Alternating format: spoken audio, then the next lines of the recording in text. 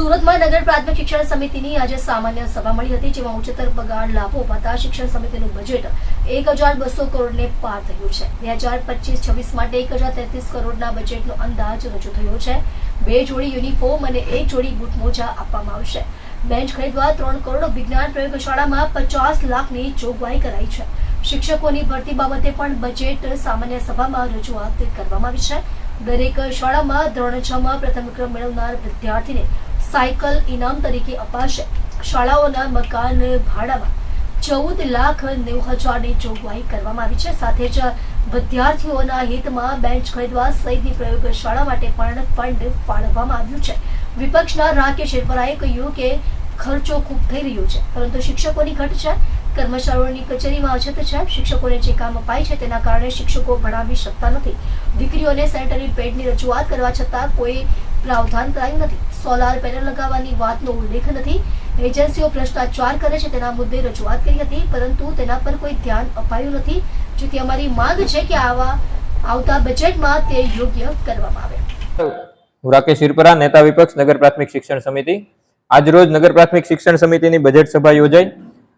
સુધારેલ બજેટ છે અંદાજે 1200 કરોડ અને નવું જે આવનારા 2025-26ના વર્ષનું 1033 કરોડનું બજેટ મંજૂર થયું છે।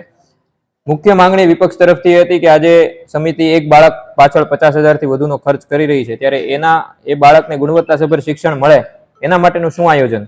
કારણ કે 1559 શિક્ષકોની અછત છે, 359 શાળાઓમાં મળીને એક શાળા દીઠ 4 થી વધુ કાયમી શિક્ષકોની અછત છે। વળી જે શિક્ષકો છે એના ઉપર ઇતર પ્રવૃત્તિઓનું એટલું ભારણ છે, KYC, અપાર વગેરે, BLOની કામગીરી, અઢળક પરિપત્રો, એટલે શિક્ષકો માટે વર્ગખંડમાં રહેવાનો સમય જ નથી। જ્યારે શિક્ષકો જ વર્ગખંડમાં જો પૂરો સમય ના આપી શકતા હોય તો આટલા મોટો ખર્ચો કર્યા પછી એનું આઉટપુટ આપણે નથી લઈ શકતા। સાથે સાથે કર્મચારીઓની જે અહીંયા પણ અછત છે, કચેરીમાં શિક્ષકોની અછત છે। અંગ્રેજી માધ્યમની શાળાઓમાં 150 બાળકો ઉપર એક શિક્ષક છે, હિન્દી માધ્યમની શાળાઓમાં 135 બાળકો ઉપર એક શિક્ષક છે। તો આ છે એજન્સીઓના જે ગેરવહીવટ છે દર વર્ષે, કે વસ્તુઓ મોડી આપવાની, ઓછી ગુણવત્તાવાળી આપવાની, ઊંચા ભાવે આપવાની, એના માટે વાત કરવામાં આવી। શાળા સફાઈની ગ્રાન્ટમાં વધારો કરવા માટેની વાત કરવામાં આવી। વિદ્યાર્થીનીઓને નગર પ્રાથમિક શિક્ષણ સમિતિમાં અભ્યાસ કરતી દીકરીઓને વિનામૂલ્યે સેનેટરી પેડ આપવામાં આવે એની માંગણી કરવામાં આવી। આ સાથે અનેક માંગણીઓ કરવામાં આવી છે અને આખું બજેટને જોઈએ તો સમગ્ર બજેટને જોતા એક કોપી પેસ્ટ બજેટ લાગ્યું, કારણ કે કોઈ પણ વસ્તુ ઉપર કોઈ ડેડલાઇન ફિક્સ નથી કરવામાં આવી, કોઈ આયોજન ફિક્સ કરવામાં નથી આવ્યું। તો ખૂબ દુઃખદ અને ચિંતાપૂર્ણ વાત છે, પણ આપણે ઈશ્વરને પ્રાર્થના કરીએ કે બાળકોનું ભવિષ્ય સુધરે અને કંઈક સારું થાય।